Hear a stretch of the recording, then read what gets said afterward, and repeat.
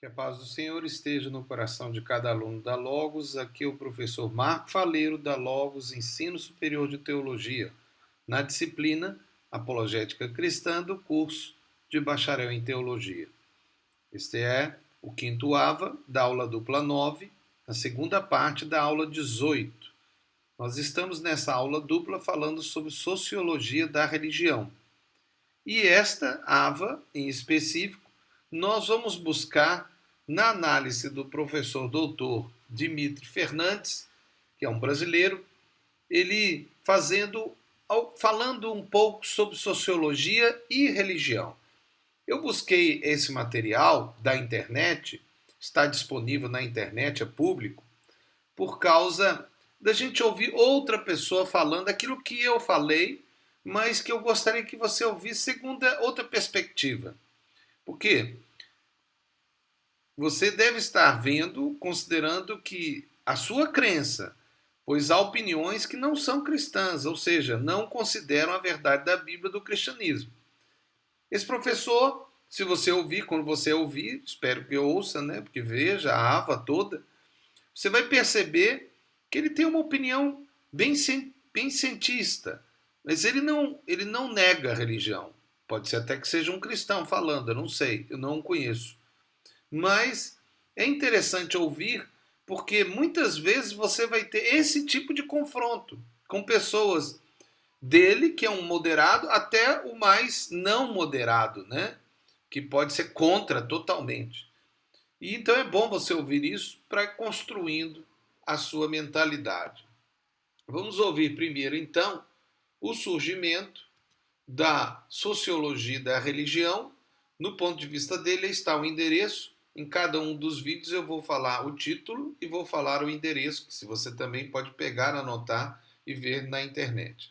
Vamos então ouvir o professor Dimitri. Existiram outros sociólogos, antropólogos naquele instante e eles tinham uma tentativa de uma aproximação para não fazer uma explicação só materialista da forma como Durkheim, Marx e Weber tentaram fazer. Só que isso é completamente ignorado dentro do âmbito das ciências sociais.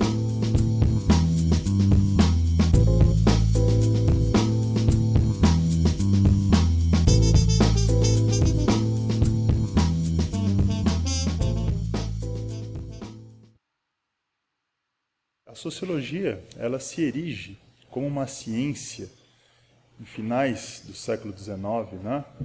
Começo do século XX, justamente em polêmica contra a religião e tentando fazer uma abordagem, poderíamos dizer, materialista, né? Ou uma explicação da origem da religião de acordo com alguns cânones. Ao que ela se propôs em um primeiro momento? Em explicar dessa forma científica, talvez até um tanto cientificista, copiando as ciências que já estavam assentadas, como a física e a biologia, né, o funcionamento da sociedade.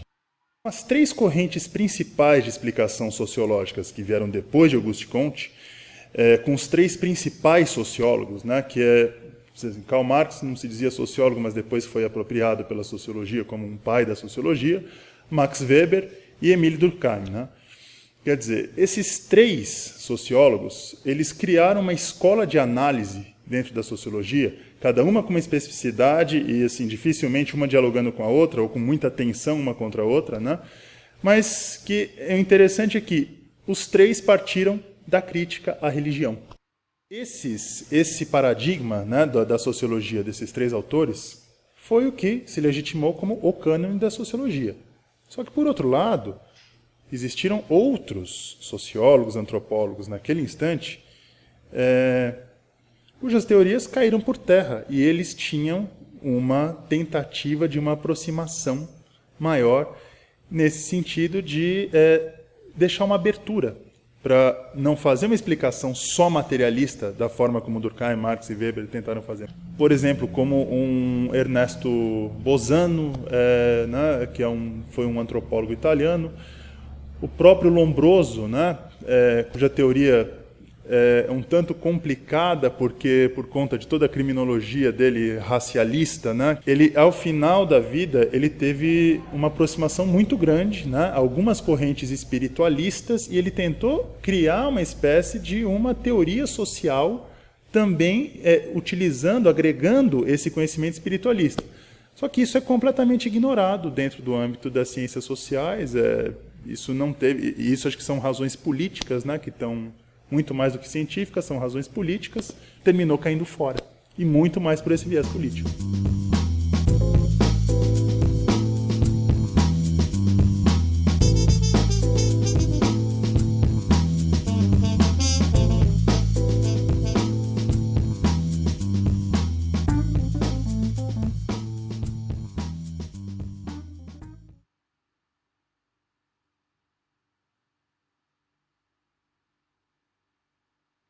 Bem, nós então vimos aí uma parte da entrevista. Vamos ver o restante dessa entrevista, em que ele faz a análise das visões de Weber, Marx e Durkheim.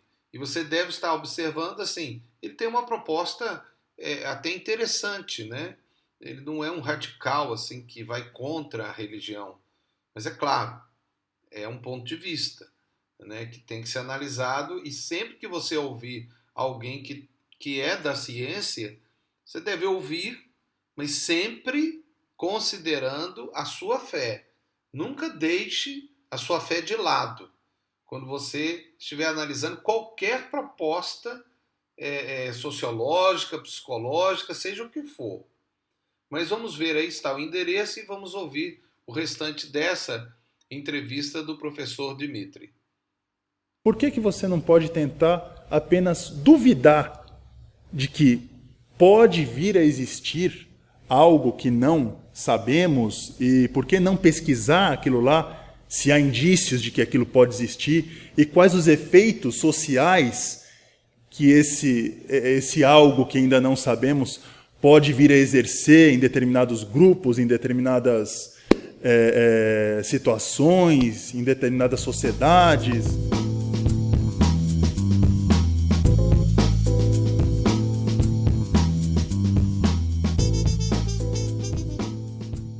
Weber ele fez uma análise comparada, né, de história comparada em diversos países, tentando entender por que o capitalismo venceu como a forma talvez mais racional burocrática, ou burocratizada, ou mais racionalizada de organização social, e como a religião, no caso a religião protestante, no caso o calvinismo, fundamentou essa vitória, vamos dizer assim, do capitalismo como essa forma mais racional e que se esparramou depois para o mundo inteiro. E isso tem a ver com as formas mentais que a religião incutia nas pessoas, com a forma de as pessoas lidarem no mundo. A questão do Weber era ver quais as decorrências que a religião causava, os sentidos diferentes na sociedade que elas imprimiam em cada sociedade, né, que ele pôde estudar. O Marx ele agrega a crítica à religião de um filósofo da época dele, Ludwig Feuerbach, que dizia o seguinte, que a religião era uma espécie de alienação. Ele dizia que as pessoas elas tinham a essência da bondade, a essência do amor, a essência da caridade, elas continham isso em si. Só que o que elas faziam? Elas doavam toda essa bondade, essa caridade, esse idealismo fraterno que elas possuem em si, para um ente externo, que era Deus, Jesus, ou qualquer que fosse a figura que a religião viesse a ter. E nisso o homem se alienava de si mesmo para uma outra forma ali exterior a ele, e que passava a dominá-lo e a dizer para o próprio homem o que ele deveria fazer, o que não deveria fazer, como ele deveria agir moralmente ou não. O Durkheim ele dizia que o sentimento do sagrado era algo geral entre todas as sociedades, entre todos os períodos históricos humanos. E ele foi ver nas sociedades mais primitivas como que a religião nasce, ali no seu nascedouro. Aí ele foi ver as religiões totêmicas australianas. Como que aquilo lá funcionava? Então ele passa, por exemplo, a ver assim, existe ali um grupo social determinado, um segmento social de uma tribo, cujo totem é o jacaré. E o que acontecia? Aquele clã, aquele segmento de uma tribo, passava a se relacionar de uma forma sagrada com aquele objeto. Então o jacaré, ou não podiam ver um jacaré, não podiam tocar, ou então tinha um dia determinado onde eles tinham que matar um jacaré e fazer uma festa em homenagem ao jacaré, que era como se eles próprios fossem o jacaré. O que o Durkheim ele enxergou nisso? Ele falou, olha aí o nascedouro da religião. O símbolo, né? Quer dizer, o símbolo que a sociedade, que aquele segmento se dá, é o quê? É a própria sociedade transfigurada em algo ali. Isso depois, esse mecanismo vai servir para todas as outras religiões. As religiões elas vão ser uma espécie de quê? De simbologia da sociedade se adorando a si própria. Para o Durkheim, isso era justamente a essência da vida social e deveria se entender justamente como que isso funcionava para, em uma sociedade como uma sociedade laica e secularizada do século XIX e XX, compreender como a gente poderia manter essa espécie de efervescência social, essa espécie de simbolização da própria sociedade e uma coesão social que a religião fornece ali desde sempre.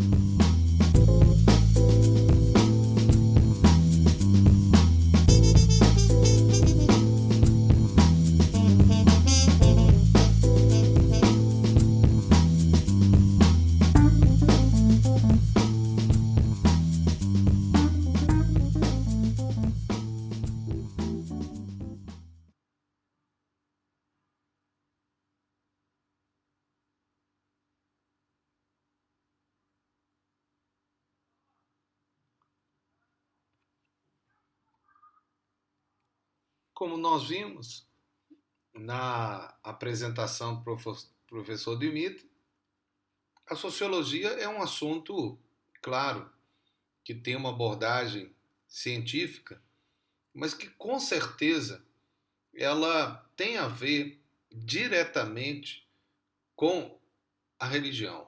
Não há como estudar sociedade sem estudar religião. Você viu aí a opinião de um professor de uma faculdade muito bem aceita no Brasil, reconhecida. Ele é um pós-doutorando, né, na área de História Social. E como ele apresenta, né, que a realidade, né, de que a análise da religião por parte da sociologia, né, é fundamental para a própria construção dos estudos sociológicos. Como impedir ou retirar de uma sociedade o pensamento de que essa sociedade não tem religião? Não existe isso.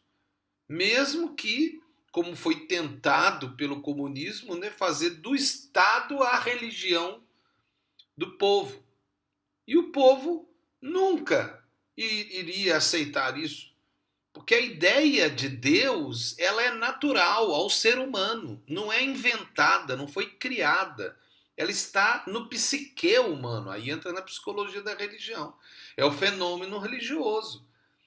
O ser humano sente que Deus existe, e a sociedade como grupo também sente.